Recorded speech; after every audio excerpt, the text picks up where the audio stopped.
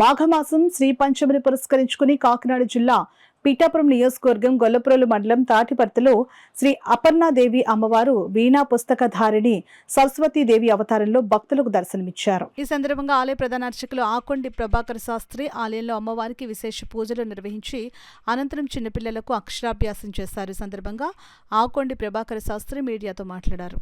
తాటిపర్తి గ్రామంలో వెలిసినటువంటి శ్రీ అపర్ణాదేవి అమ్మవారి ఆలయంలో మాఘమాసము శ్రీ పంచమి ఈ మహాపర్వదినాన్ని పురస్కరించుకొని అమ్మవారిని వీణాధారిణిగా అనగా సరస్వతి రూపంలో అలంకరణ చేయడం జరిగింది. ఈ రోజున పిల్లల చేత అక్షరాభ్యాసాలు చేయడం జరిగింది. విశేషంగా భక్తులు పాల్గొని అమ్మవారిని దర్శించుకున్నారు.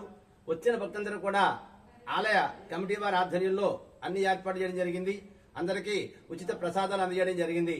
ఈ యొక్క విశేషమైనటువంటి మహాపర్వదినాన అమ్మవారి యొక్క అనుగ్రహం మీరందరూ పొంది అమ్మవారి యొక్క అనుగ్రహాన్ని మీరందరూ పొందాలని కోరి ప్రార్థిస్తూ ఉన్నాను. జై అపర్ణ, శ్రీ అపర్ణ, జై జై అపర్ణ.